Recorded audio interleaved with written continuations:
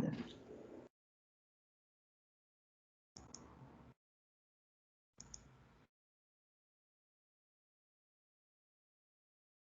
Conselheiros, bom dia. Estamos aqui já para iniciar a nossa sessão da parte da manhã do dia 9 de junho, da primeira turma da Câmara Superior de Recursos Fiscais.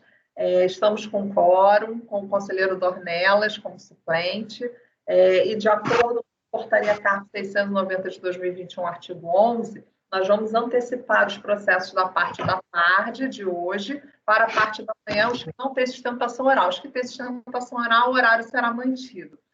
Ontem a gente já fez a antecipação dos processos da parte da manhã, da data de hoje, então hoje a gente já consegue antecipar os processos da parte da tarde, já como falei, que não tem sustentação oral. Então, gostaria de saber se a procuradora está presente para fazer o acompanhamento. Patrícia? Presidente, a procuradora não está presente na sala de espera. Tá, quando ela chegar, por favor, peço me avisar para autorizar a entrada dela, tá? Vamos iniciar, então, com o número 31 da pauta de relatoria do conselheiro Matosinho. Processo tem como recorrente a Fazenda Nacional, interessado Malharia Nossa Senhora da Conceição Limitada. Conselheiro, quando estiver pronto, o senhor está com a palavra. Eu já coloquei lá a minuta, né? Na pasta. Então, vamos lá. Bom dia aí a todos. Desculpa a confusão. Meu aplicativo aqui, normalmente, de manhã, ele acorda com mais sono do que eu. Trata-se de recurso especial da Procuradoria da Fazenda, interposto contra o Acordo 103-23295, de 12 de novembro de 2008, com base no artigo 7º, inciso 1, do Regimento Interno da Câmara Superior de Recursos Fiscais, e combinado com os artigos 4º, 67 e 68 do Regimento Interno do CARF. O recurso foi objeto de exame de admissibilidade do presidente da segunda Câmara da primeira sessão, que resume bem seu teor. Segundo argumenta a recorrente, houve evidente contrariedade à lei e às provas dos autos, artigo 43 do CTN, artigo 209, 300 e 373 do RIR, no que tange as decisões relativas à autuação por omissão de receitas financeiras e a glosa de despesas desnecessárias. Verificou-se que essas matérias foram decididas por maioria de votos no que tange a autuação por omissão de receitas financeiras e por voto de qualidade para glosa de custos. Aqui tem a citação da decisão. Com relação à omissão de receita financeira, a Fazenda Nacional defende que houve um acréscimo patrimonial não oferecido à tributação do IRPJ em decorrência da redução do valor de quitação de empréstimos contraídos junto ao Unibanco e ao Bradesco. Cita o artigo 373 do RIR, que trata do conceito de receita financeira. Consultando o recorrido, verificou-se que essa matéria foi decidida levando em conta que o valor da dívida registrado em certidão de transação deveria ser empregado para calcular a receita financeira, e esse era superior ao registrado na contabilidade. Esse entendimento resultou na inexistência de saldo de receita financeira. Assim sendo, a explicação dada para a decisão não foi a de que a receita financeira teria sido consumida no pagamento da dívida de empréstimo contabilizado de forma errada pela contribuinte. Para a Fazenda Nacional, a dívida foi quitada por valor inferior ao devido, ao passo que no recorrido considerou-se que a dívida foi paga integralmente sem deságio. Como o valor da dívida é incontroverso e considerando que foi quitada com bens imóveis, tendo sido o valor dos imóveis empregados pela fiscalização para determinado deságio obtido nessa transação, conclui-se que está demonstrado o cabimento do recurso em razão de decisão não unânime contrária à lei ou à evidência de prova. Com relação à glosa de despesas desnecessárias, a decisão considerou que a venda de crédito de IPI foi necessária porque foi a alternativa mais vantajosa encontrada para a empresa para não recorrer a empréstimos bancários com vistas a ter o valor em caixa para o exercício de suas atividades. Cita aqui o voto vencedor. Eu estou pulando essas partes porque depois no voto a gente vai explorar melhor todas essas situações. A esse entendimento, a PFM contrapõe seus argumentos, alegando que as despesas operacionais são aquelas necessárias, usuais ou normais, transcrevendo os artigos 299 e 300 do RIR. Ele ressalta que no voto vencido e no acordo da DRJ, aponta que não há como atestar a necessidade da operação da cessão de crédito de IPI que justificasse a dedução e como a cessão de crédito tem a correlação com as atividades da atividade explorada, conforme foi transcrito. Tem-se, portanto, que a Fazenda Nacional defende que a operação de cessão de crédito tributário não guarda relação com a atividade da empresa e nem com a necessidade de manutenção da fonte de receitas. Tendo sido demonstrado que as decisões não unânimes adotaram teses contrárias à lei e à evidência das provas, considera-se atendidos os pressupostos de admissibilidade dessa espécie de recurso. Então, é aquela antiga modalidade de recurso de contrariedade à lei ou às provas, que cabia somente à Procuradoria. Se foi dado seguimento ao recurso. O contribuinte foi cientificado do recurso do despacho de admissibilidade e apresentou suas contrarrazões. Com relação à omissão de receitas, ela alega que, no que tange aos empréstimos com os bancos, observa-se que a mesma jamais registrou despesas financeiras nos patamares pretendidos pelos bancos, inexistindo, portanto, dívida que pudesse ser perdoada por essa via. E 2, porque os bens e direitos entregues em dação e pagamento na transação possuem valores contábeis superiores aos empréstimos contraídos. Acrescenta que as escrituras indicam com clareza os bens e direitos que foram entregues para a liquidação desses empréstimos, que há indicação dos valores atribuídos a esses bens e direitos, sendo possível constatar que o somatório desses bens e direitos em ambas as escrituras supera os valores dos saldos dos empréstimos liquidados. Ela faz uma tabela demonstrando o seu argumento aqui de que os bens superariam o valor da dívida contabilizada, né? Assim, ao contrário do alegado pela Fazenda Nacional, restou comprovado que os bens e direitos foram entregues para a liquidação dos empréstimos, possuíam valores contábeis superiores aos empréstimos contraídos, não havendo que se falar de estar em acréscimo patrimonial. Então, esse é o argumento nas contrarrazões da contribuinte. Com relação à questão da glosa de despesas, consideradas não necessárias, ela aponta que a cessão de crédito teve por finalidade evidente a obtenção de recursos financeiros para reforçar o capital de giro da sociedade, dando-lhe condições de manter suas atividades, algo que, por si só, deixa as escâncaras que a fórmula encontrada para a obtenção desse recurso não poderia ter finalidade outra que não o cumprimento das finalidades da recorrida. Assim, defende o acerto do voto vencedor, no sentido de que o pagamento de juros para obtenção de recursos a serem empregados na atividade produtiva é usual e necessário. Não há qualquer razão para inadmitir o desconto no valor da alienação de um ativo que cumpre a mesma função e tem a mesma justificativa econômica. Então, foi bem sintético, mas no voto eu vou explorar bastante aí as situações fáticas, tá? Então, caso tenha alguma dificuldade de compreensão. Vamos ao voto. O recurso especial sob análise, então é aquele previsto no antigo regimento interno da Câmara Superior, no artigo 7º, que prevê aí a possibilidade de recurso da Procuradoria, previa, né, por contrariedade à lei ou à prova dos autos. Ela alega que isso ocorreu em relação aos artigos 43 do CTN e 299, 300 e 373 do RIR, com relação à decisão proferida em face das exigências fiscais relativas à omissão de receitas e glosa de despesas desnecessárias. Ele foi regularmente admitido conforme o despacho de admissibilidade. De acordo com o manual de admissibilidade do recurso especial, há que se fazer a distinção entre o juízo da admissibilidade e o juízo de mérito. Então, ficou bem preenchido a questão da admissibilidade, não há por que não conhecer o recurso nesse caso. Dessa feita, incumbe analisar as alegações de contrariedade à lei e à prova.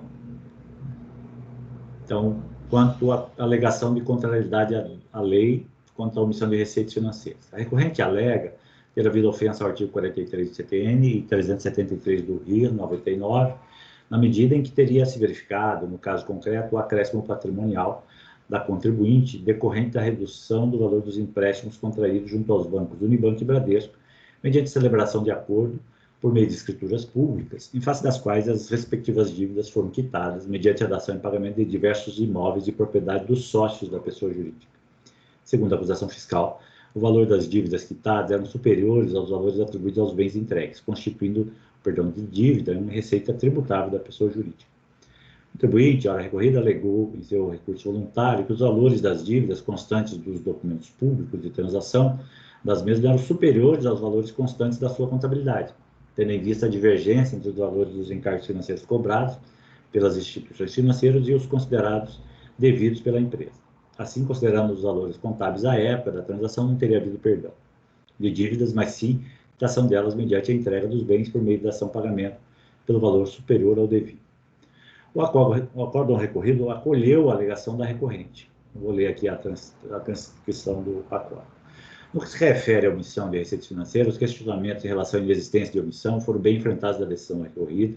Ao meu ver, envolve argumentação de natureza eminentemente semântica, sem impacto no mérito da discussão. Aqui eu acho que essa parte dá para até pular. Sob esse entendimento, a autoridade lançadora considerou que a diferença entre a dívida estabelecida na certidão, 23 milhões para o Unibanco e 1.463 para o Bradesco, e o valor dos bens apresentados para a quitação deveria ser considerada receita financeira.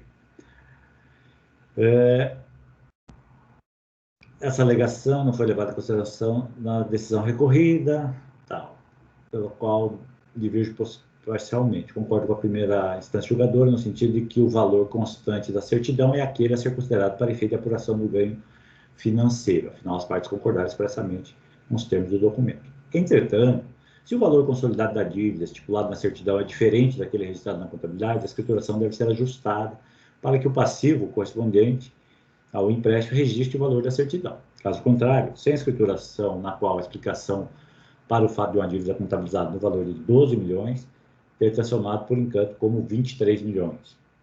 A diferença, 10 milhões, poderia ser apropriada como despesa, tendo como contrapartida um incremento no mesmo valor no passivo correspondente ao empréstimo. Assim, o valor contábil da dívida ficaria ajustado para 23 milhões. A partir desse ajuste, pode-se registrar a transação propriamente dita. O passivo da dívida é zerado com o lançamento a débito naquela conta. A contrapartida a crédito corresponde ao lançamento do valor dos imóveis em nova conta do passivo, em função da dívida assumida com os antigos proprietários, 13 milhões, e a diferença como receita financeira, que foi justamente o valor autuado. A mesma sistemática aplicar-se ao empréstimo junto ao Bradesco. Aqui era sobre o Unibanco, nessa primeira parte. Ele faz o mesmo raciocínio. Assim, na apuração do resultado para efeito de RPJ, a receita financeira de 10 milhões seria anulada por uma despesa decorrente do ajuste no saldo contábil de 10.854 e não geraria impacto financeiro. Por esse motivo, aquele valor acrescido do correspondente ao empréstimo junto ao Bradesco deve ser excluído do lançamento referente ao IRPJ-CSR. Então, vocês entenderam o que o acórdão recorrido fez? Entendeu? Se o saldo contábil reconhecido era menor do que o exigido pelo banco, é porque não tinha sido reconhecido as despesas financeiras. Se não tinham sido reconhecidas as despesas financeiras, elas deveriam ser primeiramente reconhecidas e aí sim reconhecido a receita do deságio da dívida, que no final resultaria negativo, né? Esse é o raciocínio. Entendo que o raciocínio empreendido pelo colegiado da COAF faz todo sentido. Não obstante, não foi juntada aos autos documentação contábil, diário, razão, balancete, que demonstrasse que o valor contabilizado dos empréstimos na data da transação eram os indicados pela recorrente em sua impugnação e recurso voluntário. Com efeito, a recorrente indicou em suas contrarrazões os valores já indicados anteriormente que corresponderiam aos saldos contábeis das dívidas transacionadas. Aqui é do recurso, aquela parte que eu até já li, tem aquele quadrinho, né, com os valores que ela entende que seriam os que representam melhor a operação. Compulsando os autos, os únicos elementos contábeis juntados foram os registros no livro diário dos valores dos empréstimos baixados em contrapartida de novas contas do passivo,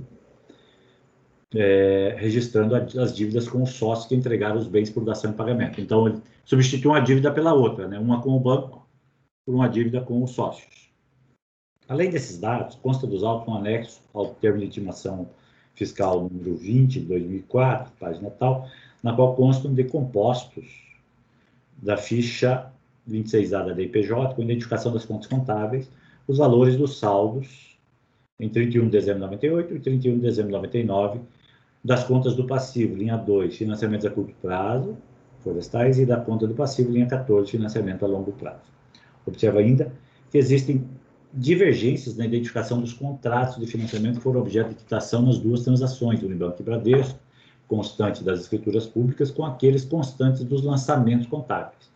Tais divergências podem decorrer de mero erro na identificação da nomenclatura das contas. Abaixo demonstra os contratos e respectivos valores identificados nas escrituras públicas e os registrados contabilmente por ocasião da liquidação. Isso me deu um pouco de trabalho, mas eu não vi outra maneira de tentar entender as operações, para ver se a gente chegava conseguia fazer a ligação entre a contabilidade e o que foi quitado.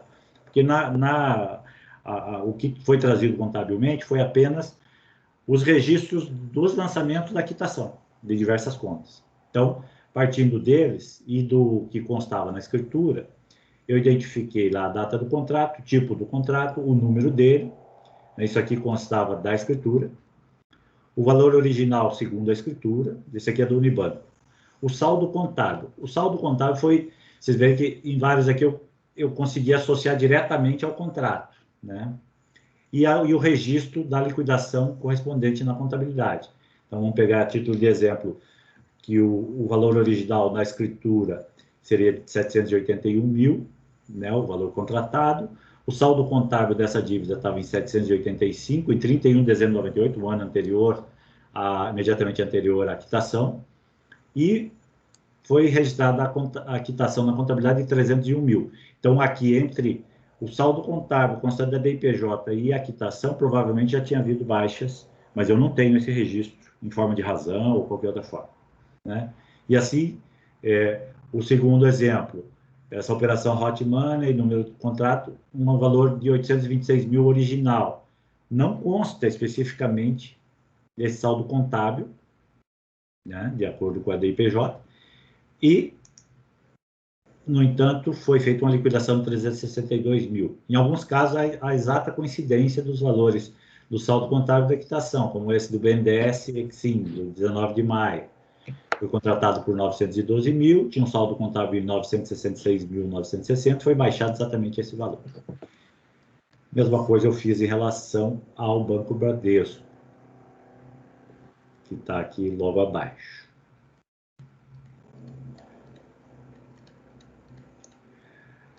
A instrução processual revela-se precária para o adequado deslinde da controvérsia, na medida em que a fiscalização baseou sua acusação tão somente nos valores constantes das escrituras públicas que registraram as transações, sem se referir e trazer aos autos a comprovação contábil dos valores efetivamente contabilizados a título de empréstimo por ocasião da extinção da dívida.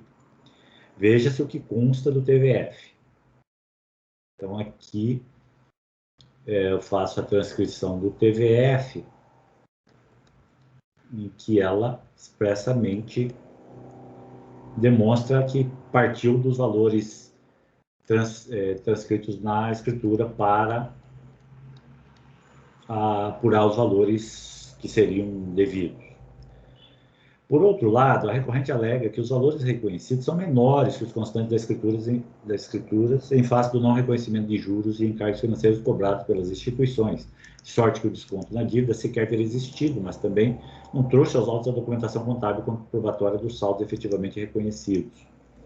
Há indícios, pelos documentos constantes dos autos, de que a contribuinte efetivamente havia reconhecido os valores das dívidas junto às instituições em montante inferior ao declarado nas escrituras públicas como objeto da transação, embora não seja possível confirmar que os mesmos correspondam àqueles que por ela informados nas suas peças recursais. Efetivamente, se ocorreu o registro de juros e encargos de montante inferior aos cobrados. Cadê? Perdi o cursor aqui.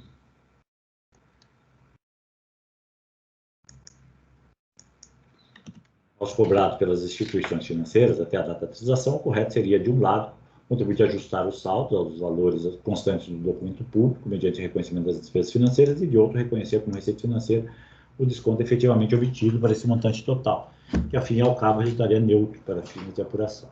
Por outro lado, se a contribuinte, no momento de registrar a transação, reconheceu despesas financeiras adicionais e não reconheceu o ganho correspondente ao desconto recebido na dívida, estaria configurada uma omissão de receitas.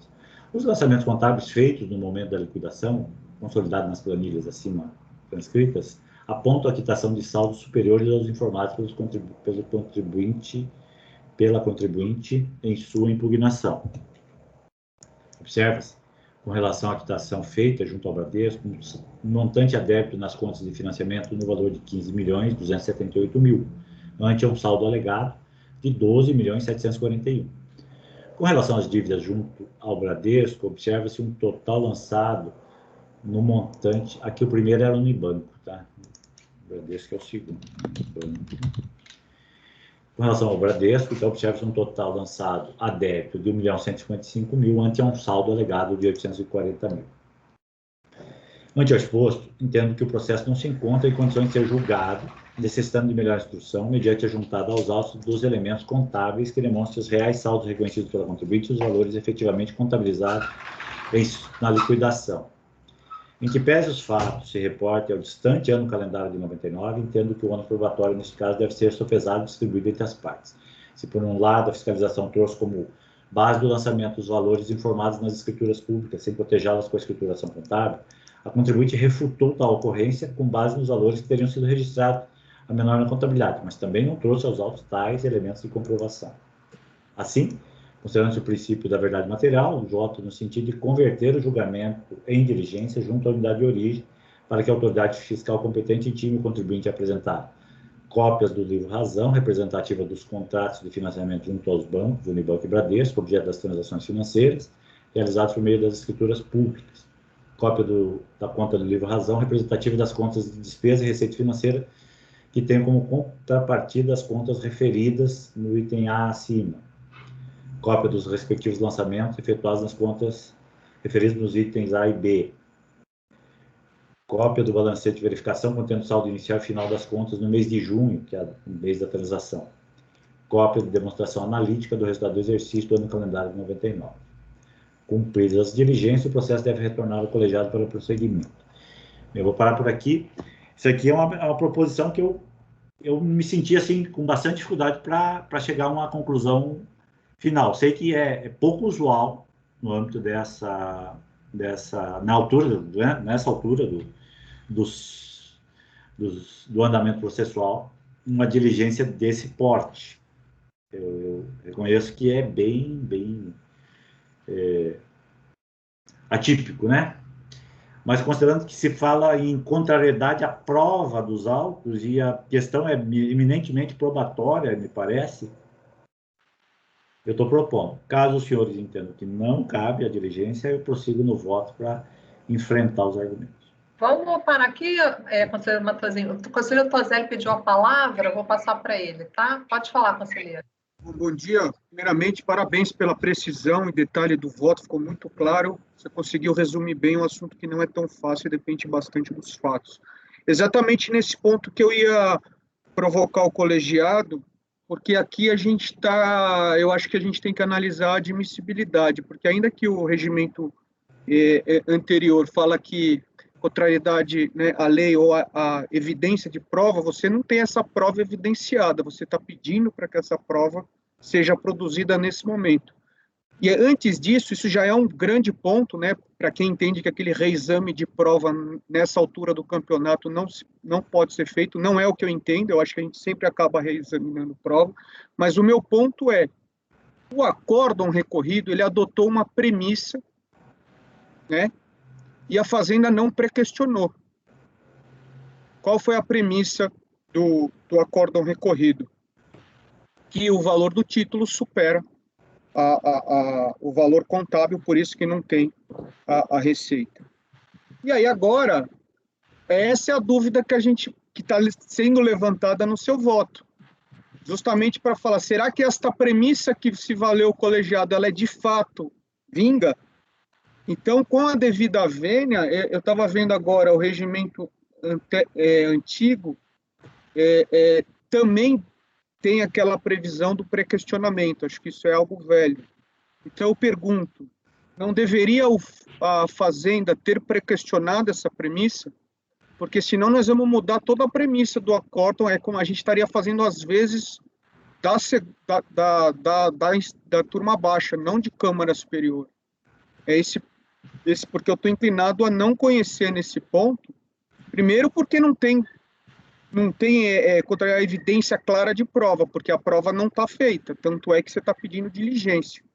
E segundo, porque a premissa do acórdão, que é o fator determinante, porque eu entendo também que o perdão de dívida para IR e CS, ele é tributável. Porém, a premissa aqui é que não houve receita. houve perda, na verdade, você deu mais a dação, o valor da dação superava o seu passivo. Foi essa a premissa do acordo, e a Fazenda não, fala justamente ao contrário. Então, presidente, com a devida vênia, eu estou assim, entendendo que não é caso de conhecimento, não. Eu queria ouvir aí os demais, porque a gente está sob a luz daquele regimento anterior, no qual eu não tenho tanta experiência. Então, é só esse ponto que eu queria colocar aqui para discussão, porque mandar diligência para produção de prova nessa altura do campeonato, para mim, não tem como, ainda sob a luz do anterior, não tem como vingar. Ok. Conselheira Lívia, pode falar. Meu microfone já estava aberto. Muito interessante essa ponderação, tá vendo? Mas estava aqui pensando, a única prova que a gente tem nos autos é a certidão. Então, o acórdão está indo contra essa prova. Então, pensando, o recurso, o acórdão... O recurso é contra a prova que temos nos autos, que é a certidão, que o acórdão se baseou em uma premissa de uma prova que não sei se está nos autos, entendeu? Então, eu consigo entender o raciocínio da Fazenda quando ela faz esse recurso de contrariedade à prova, porque a única prova que temos é contrária à premissa do acórdão. Então, nisso, eu vejo. E quanto ao pré-questionamento, também concordo com a ponderação, mas acho que parece que essa premissa de que o valor da dívida é menor do que o da certidão é exclusiva do acórdão, né? Nunca veio discutida antes. O contribuinte, pelo que eu entendi do acórdão, né? Não analisei todos os documentos do acórdão do Matosinho agora. Parece que o contribuinte sempre veio dizendo isso, mas sempre foi ignorado. E o acórdão é que acreditou nessa premissa. Então, também, não sei se teria pré-questionamento, porque isso também nunca foi considerado. Mas...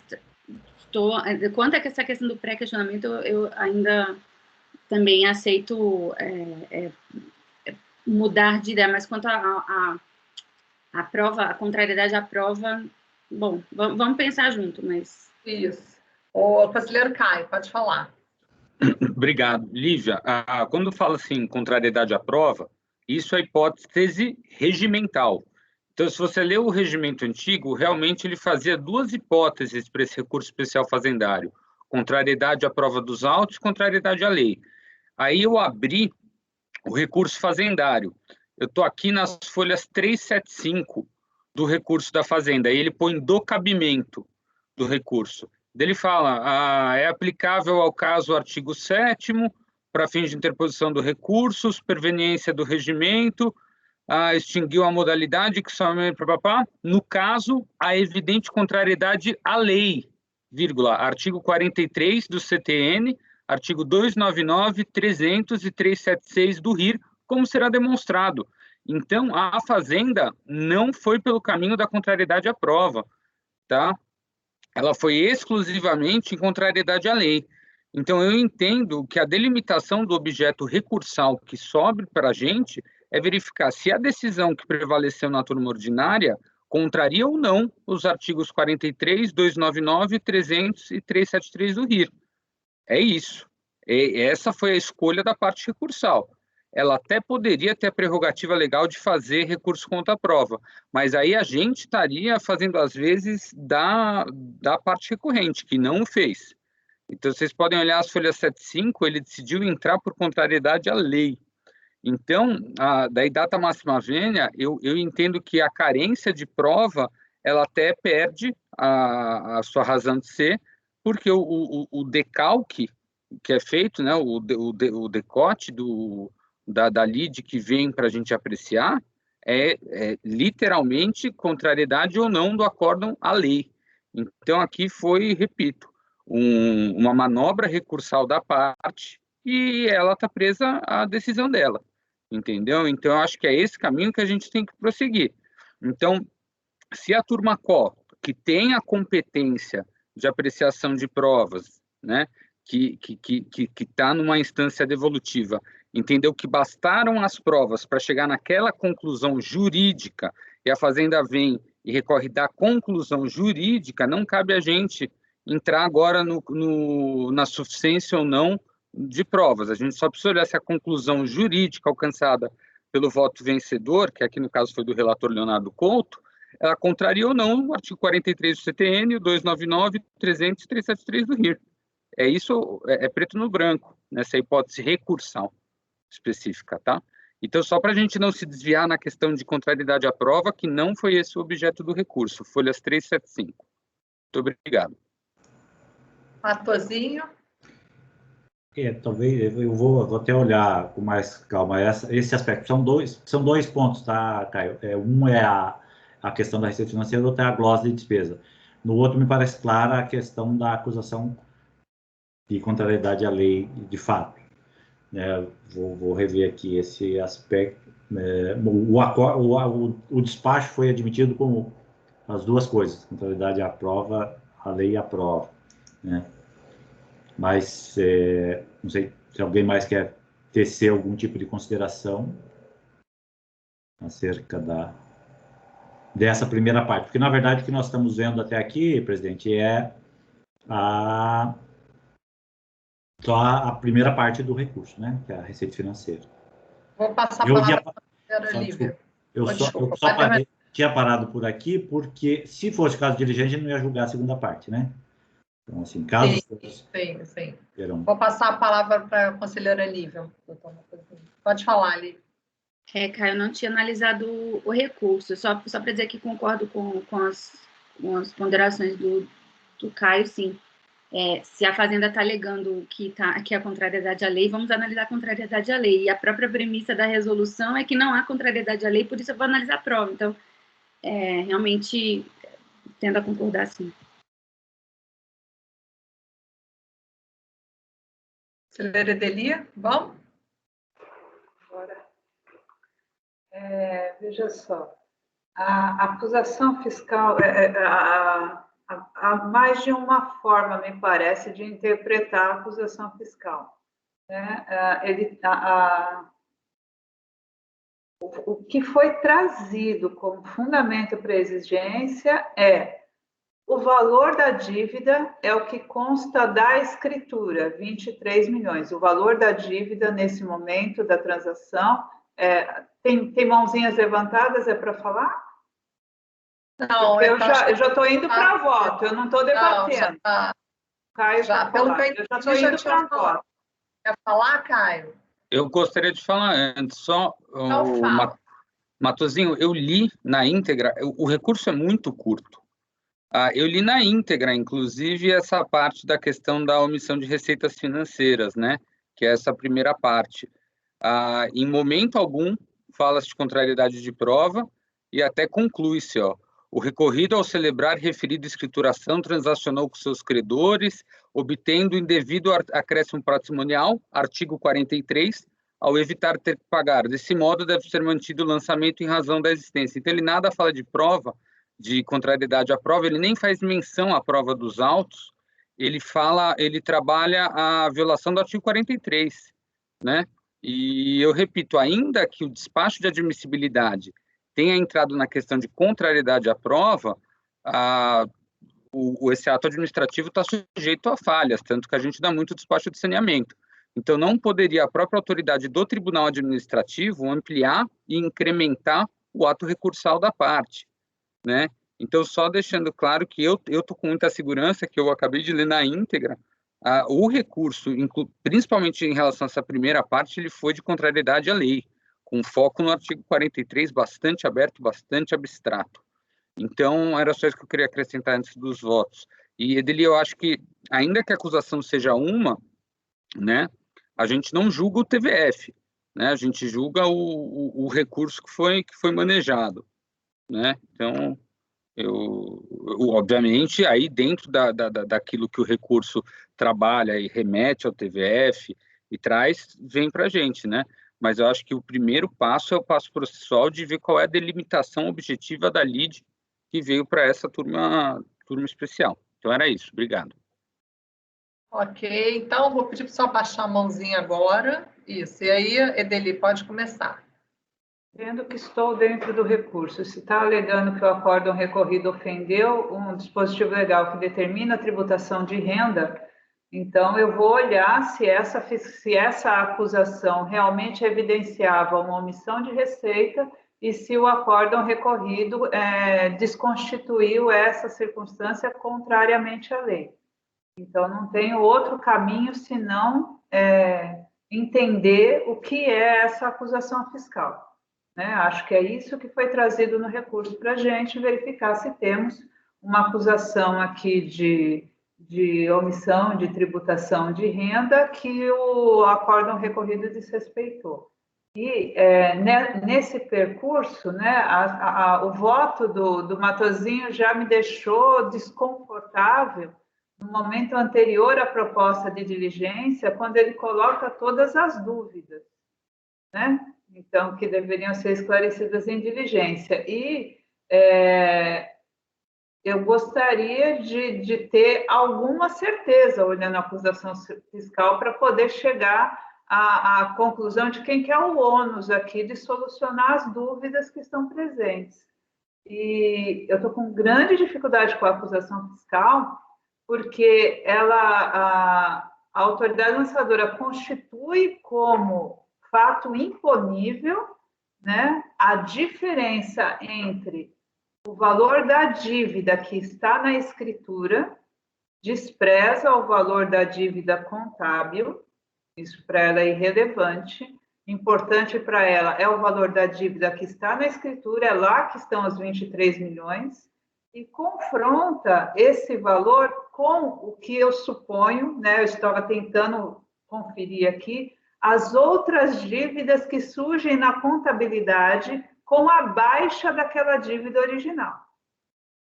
Então, isso para mim é uma coisa, assim, muito estranha, para falar o mínimo, né? Porque se estamos definindo omissão de receita financeira, né, a gente tem que ter pelo menos um referencial padrão para a determinação dessa diferença. Então, o que são, eu estou supondo, pelo que está descrito aqui no termo de verificação fiscal, que é a omissão de receita financeira, eu baixar uma dívida por um valor menor do que eu substituir uma dívida por um valor menor do que o que ela está contabilizada. Ora, né, o valor que ela está contabilizado aparentemente é o mesmo valor da nova dívida que surgiu. O que é a nova dívida que surgiu? Parece, né? Porque o termo de verificação fiscal não é muito consistente, não é muito claro nisso.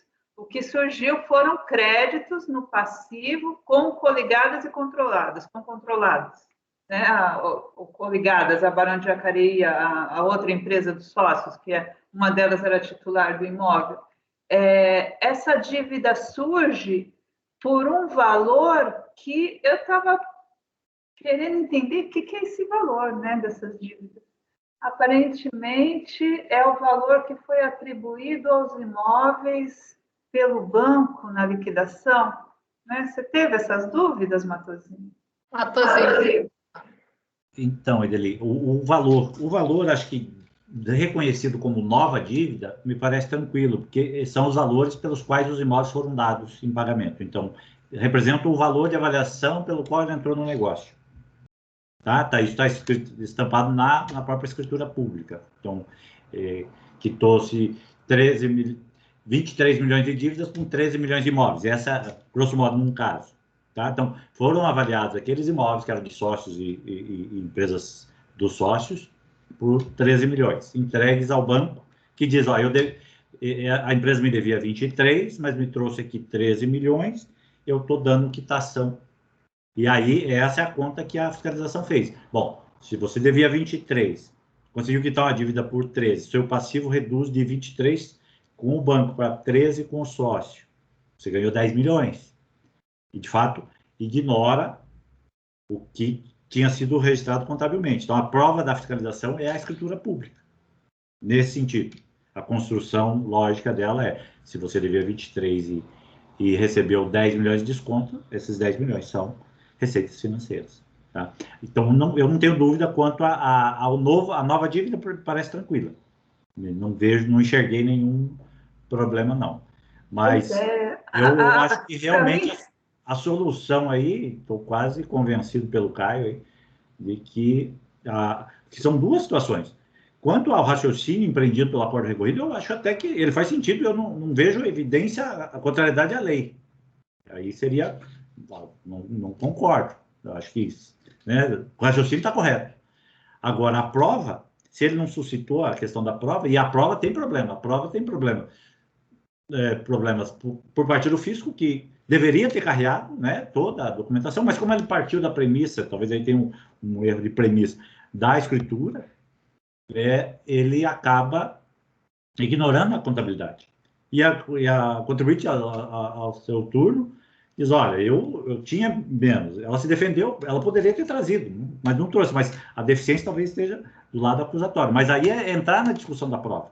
Aí estou chegando realmente ao raciocínio, que assim, a única maneira, na verdade, é voltar um passo atrás e que não seria o papel, até pelo que foi oposto, que eu acabei entrando na linha do despacho e sem perceber essa sutileza no recurso. Né? Então, me parece que o problema maior é esse, Deli.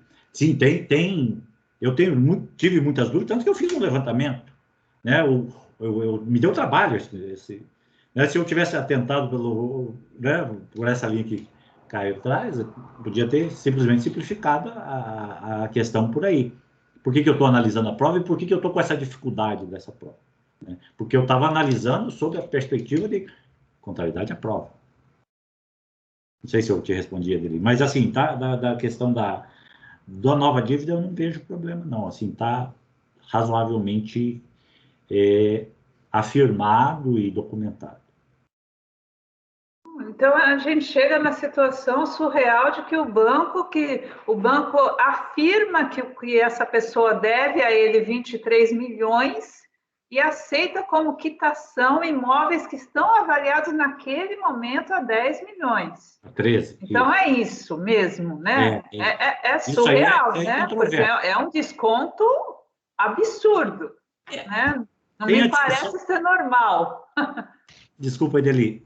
A contribuinte alega que ela via discutindo excessividade dos encargos, tanto que ela reconhecia menos. Essa é a alegação dela. Não prova também, mas é a alegação. Não sei, talvez assim, às vezes a dívida assumida sob uma perspectiva de juros muito altas, né, foram virando uma bola de neve e aí nem ela ia conseguir pagar, nem o banco ia conseguir receber. Aí preferiram fazer essa composição. É uma composição de dívida. O Edeli, vou passar a palavra para o Caio, depois o Fernando, tá? Pode falar, Caio. Edeli, perdão. Baixa a mão, por favor. O que eu Você ainda enxergo... quer falar, Matosinho? Tá, pode falar, Caio. O que eu enxergo de maneira macro é muito mais um caso da súmula 139 para o banco, que é um desconto dado na dívida, é uma renegociação da dívida.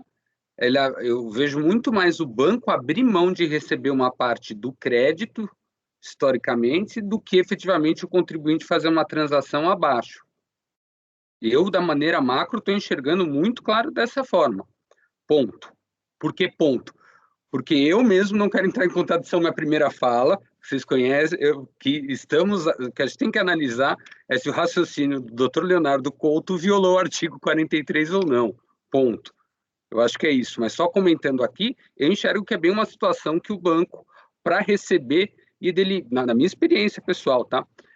Acontece muito. É melhor receber 10 milhões do que zero numa dívida de 23, principalmente se o jurídico foi lá e veio e falou, gente, a nossa correção não é tão sólida assim não, viu? Então, às vezes, tem um pouco disso. Do que é melhor do que... Porque a malharia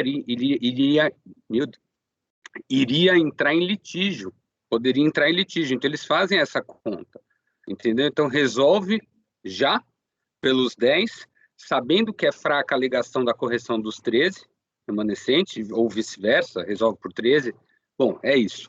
Mas, volto a dizer, eu acho que o que a gente tem que olhar aqui é se a posição do Leonardo Couto violou o artigo 43 do CTN, ponto, só isso. Obrigado. Pode falar, Fernando. Presidente, eu estou com uma dúvida. Primeiro, se esse valor dos 10 milhões era o valor que estava contabilizado, ou era um valor de uma avaliação? Porque, eventualmente, podia ter um bem que estava ali absolutamente fora do valor de mercado, né? Você pode ter outra situação ali que não nos salta aos olhos, que o banco olhar e falar, olha, tanto é que existia reavaliação, né? O banco olhar e falar, tá lá 10 milhões, mas eu sei que eu pego 15, porque o valor de mercado dele é superior. Acho que pode haver outros pontos assim que dizem respeito à prova, né? Que eu acho que, pelo que o olhar que eu estou dando, as discussões que nós estamos tendo, o recurso da Procuradoria não é em relação à prova, né? Eles veem em contrariedade à lei. Vamos lá. Tozelli e depois Matosinho. Porque é ou, né? A contrariedade à lei ou a evidência e, né? Aqui a gente Pode está falar, Tozelli, Matosinho. Nós estamos chegando à conclusão aqui que, na verdade, não é caso de contrariedade à prova, sim de insuficiência de prova. Porque qual que é o elemento determinante aqui para caracterizar o próprio ganho, Fernanda? Justamente você tocou no ponto que eu estava vendo agora. Como é que ele fez esse cálculo para achar a diferença? Ele não traz uma escrituração, né? Então ele parte de uma premissa que a gente não consegue ver. O próprio Matosinho percebeu isso no voto lá atrás. E também o contribuinte não trouxe também. Então a gente não tem o principal elemento para caracterizar o pretenso acréscimo, que é o quê? A escritura, né, onde foi avaliado os bens, a dação, e a escrituração, não tem escrituração. E aí aqui é mérito, eu sei que é mérito. Aí depois a gente poderia falar de quem que é o ônus da prova disso, né? Eu fiz, pedir, não ver, aí é outra discussão. Mas eu acho que está maduro aqui realmente que está faltando uma perna para caracterizar o ganho. E que o recurso da Fazenda foi pela contrariedade à lei e a premissa do acordo não foi pré-questionada. Então, acho que são esses 3 pontos principais aqui para a gente tentar resolver essa lide. Matosinho, depois Edeli.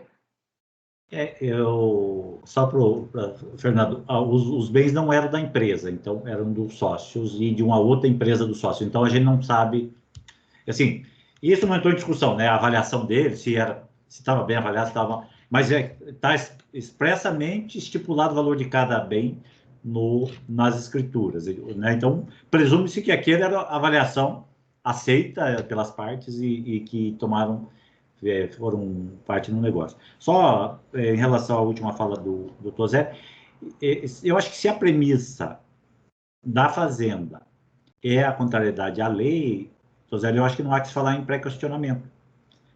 Acho que essa parte fica prejudicada, porque o foco é assim, ela está vindo discutir, olha, contrariedade à lei, né? E aí cabe avaliar se houve ou não a contrariedade à lei no entendimento do colegiado recorrido, me parece. Então, não acho que precisaria, se fosse para a prova, talvez, se fosse pelo ângulo da prova, mas eu acho que não.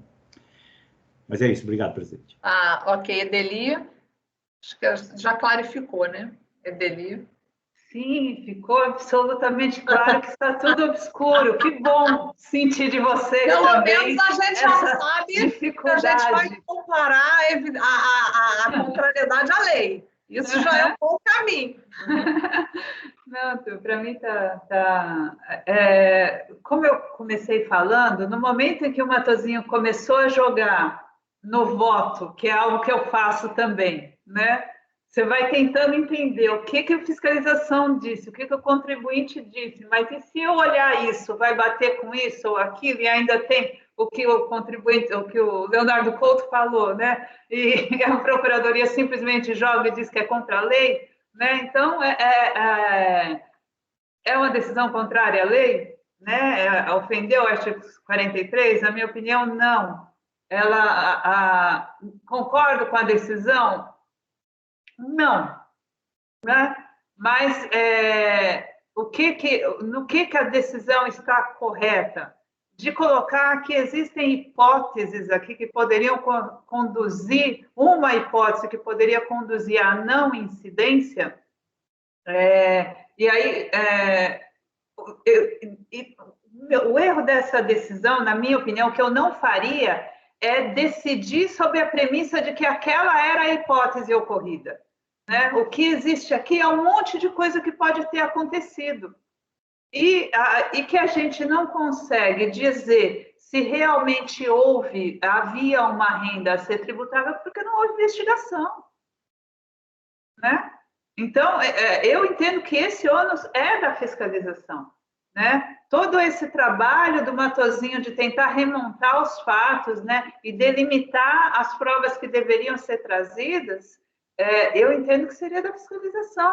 Ela não vejo como tributar um perdão de dívida sem me dizer quanto que a dívida está contabilizada, né? E ainda chamar isso de omissão de receita financeira, né? Então, gente, né? Ok, perdão de dívida, lato sensu, né? Mas para mim é muito difícil isso. Muito difícil, e eu fico... A primeira coisa que me veio na cabeça foi isso mesmo, ou os sócios aportaram esses imóveis ali por subavaliados para não ter que pagar ganho de capital na pessoa física, lá no titular do imóvel que entregou por um valor maior, né? Gente, o que está escrito na escritura, né? Que valor é esse dos imóveis, né? Então, ok, vou aceitar o mais razoável aqui, que esses imóveis foram avaliados, que a dívida, na verdade, estava supervalorizada em 23 milhões, né? E nessa premissa, a fiscalização tinha que necessariamente ter questionado o contribuinte por que a dívida estava contabilizada só por 10 milhões e não 23.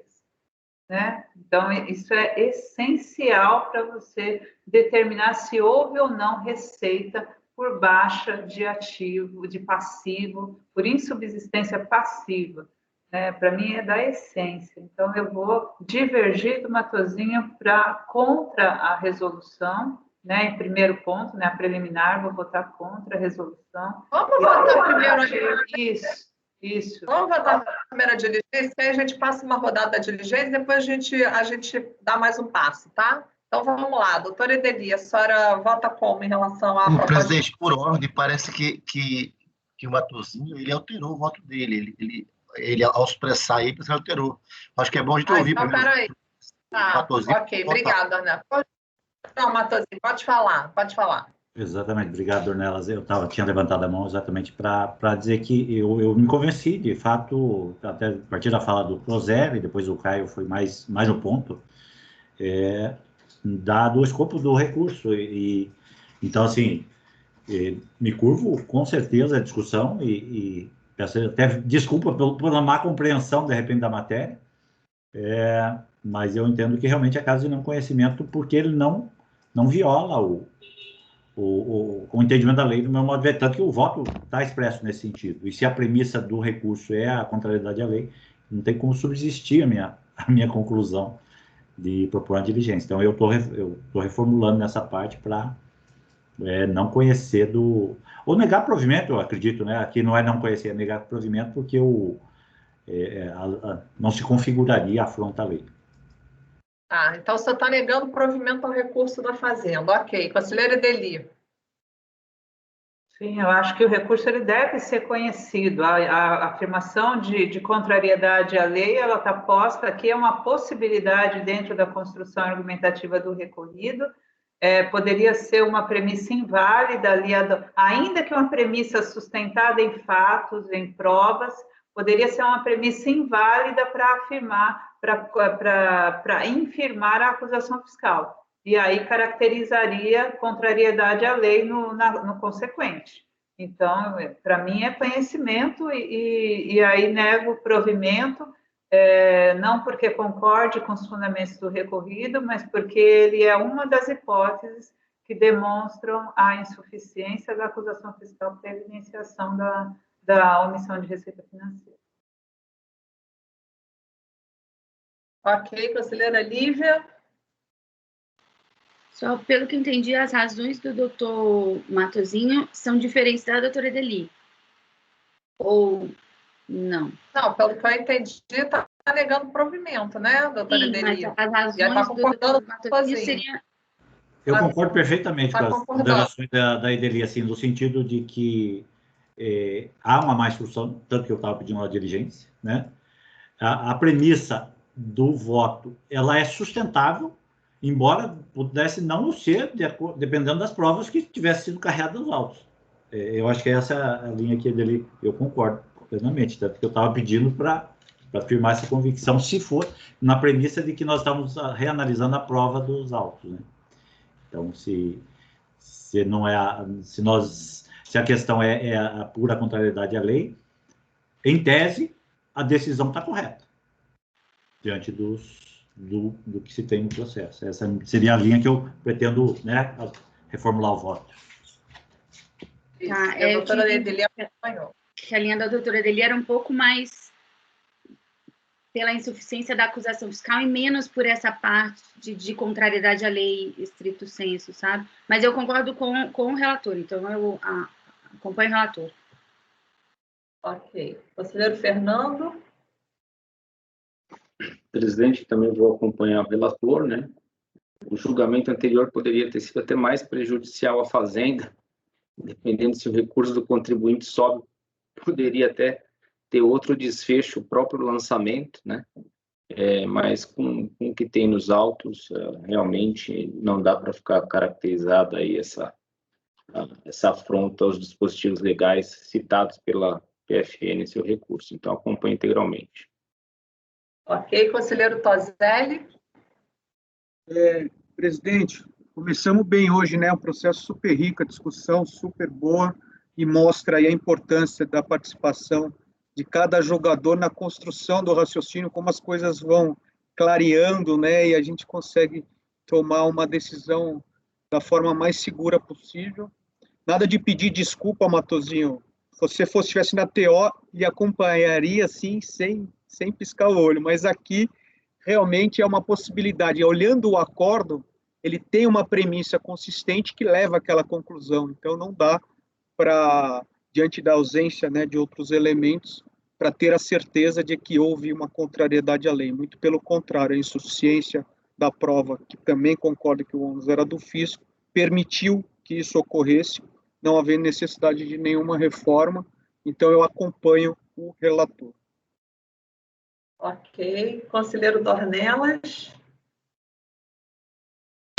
Eu também queria ressaltar a riqueza do colegiado e a discussão existente. De fato, os partícipes aqui trouxeram,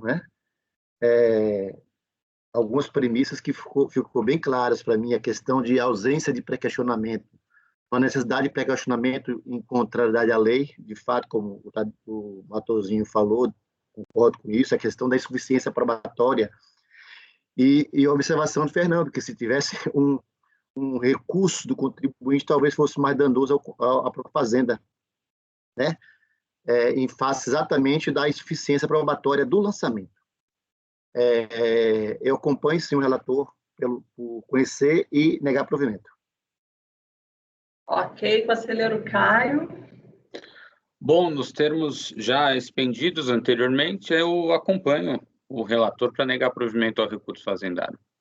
Ok, eu também acompanho, só tenho uma dúvida, Matosinho, essa parte toda que você colocou em relação, se você fosse vencido, né? Isso aí tudo vai ser desconsiderado, na verdade, que você está negando provimento, né?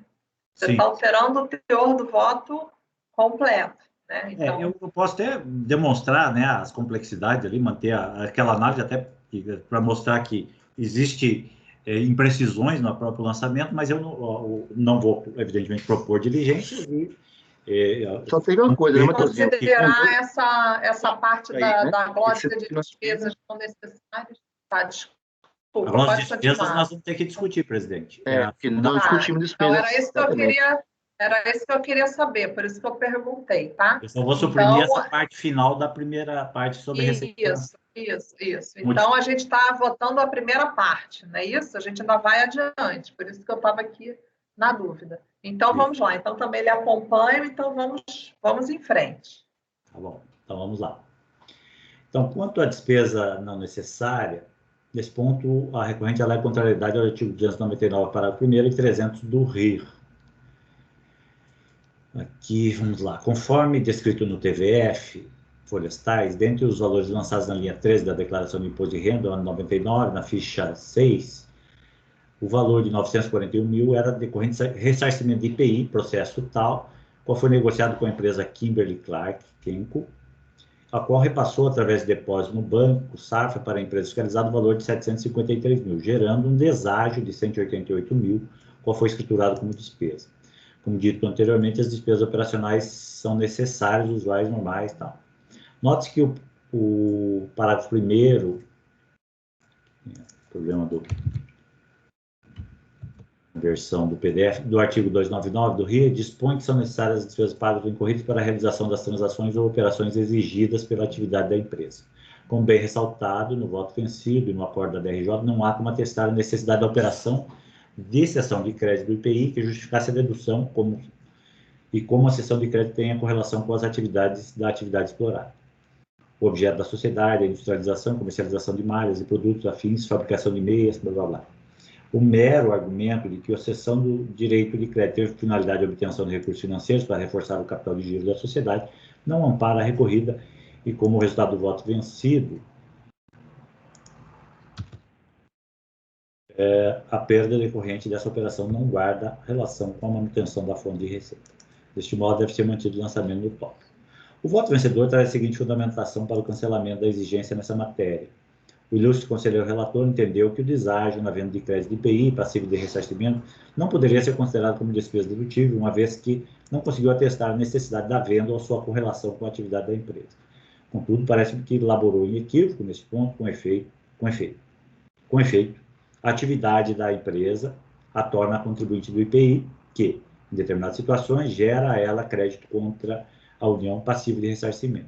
O mais comum é o ressarcimento em decorrência da impossibilidade de utilizar os créditos para compensar débitos do mesmo tributo quando suas vendas não estão sujeitas ao imposto.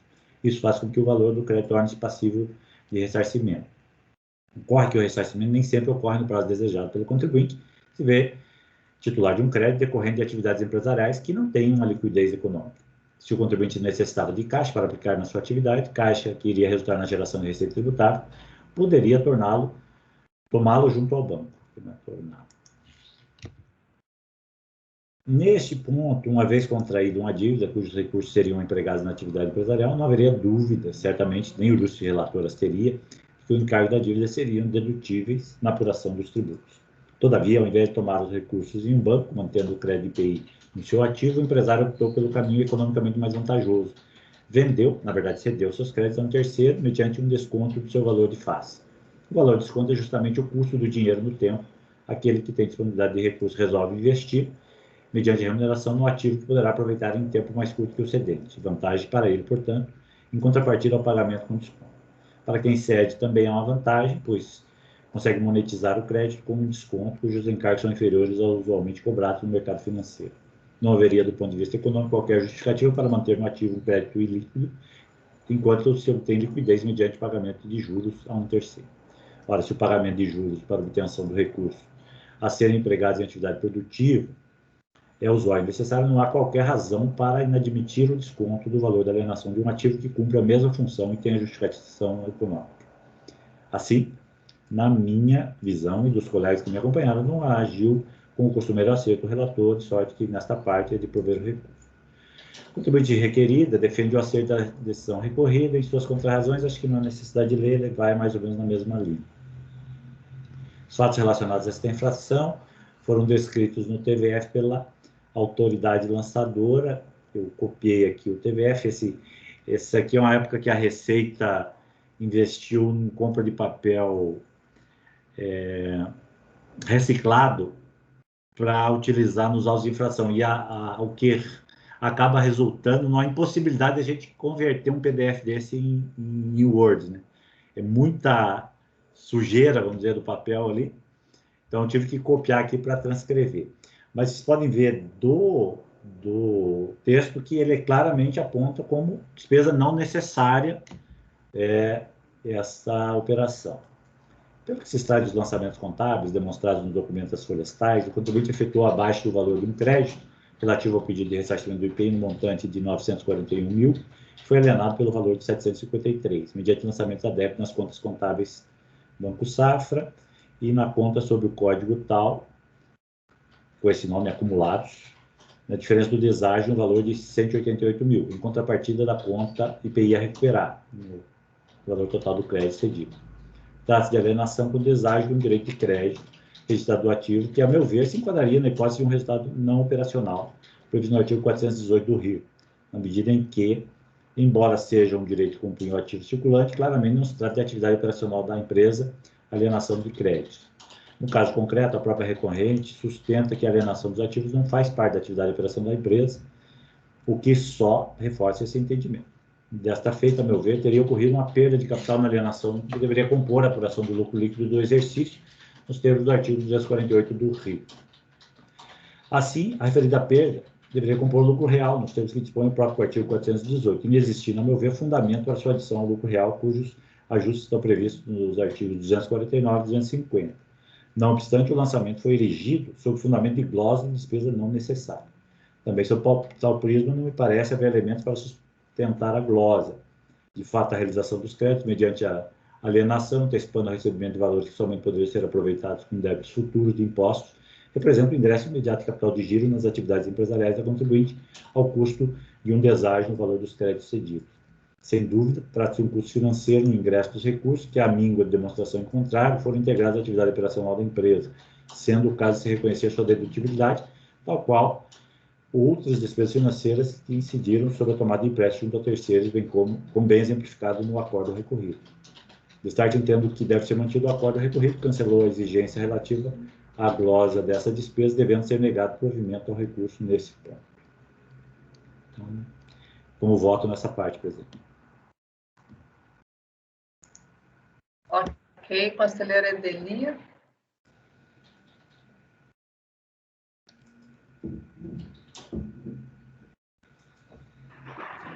Ai, presidente, que satisfação poder votar depois de um atozinho numa questão dessa. É surreal, né? O negócio vem, a contribuinte indica como despesa na DIPJ, despesa de tributo, a acusação vem como despesa desnecessária, os votos ficam discutindo, voto vencido e vencedor, se a despesa é necessária ou não é necessária. O contribuinte se defende invocando o parecer normativo 3281. Puxa vida! Eu estou o tempo todo aqui pensando, ninguém vai olhar que isso daqui é baixa de direito creditório, né? Que isso é perda de capital, meu Deus. Tristeza, né? Não sei por que eu não fui direto para o voto do Matosinho. Enfim, presidente, só discordo do relator, porque, na verdade, me parece que esse papel usado aqui não foi o reciclado, esse aqui é aquele papel de marca d'água azulzinha, de fundo azulzinho. Aquele antigo, de carbono? É aquele que vinha um monte de coisa escrita numa marca d'água azul de fundo, que cria a mesma dificuldade. Então, concordo aí com as conclusões, mas me parece que é outro fundamento, a dificuldade da digitalização, e acompanho integralmente o relator, presidente. Ok, conselheira Lívia, como vota? Acompanho o relator integralmente. Ok, conselheiro Fernando. Parabenizo aí o voto do conselheiro Matosinho e acompanho integralmente. Conselheiro Toselli. Também acompanho. Muito bom o voto mesmo. Conselheiro Dornelas. Com o relator, presidente. Conselheiro Caio. Com o relator. Só entendendo, então, doutor Matosinho, está dando provimento parcial. Lá no final. Também vou ter Pode que negar. É negar provimento ao recurso. Isso, está negando, né? Tá. É. Então, geral é negar provimento.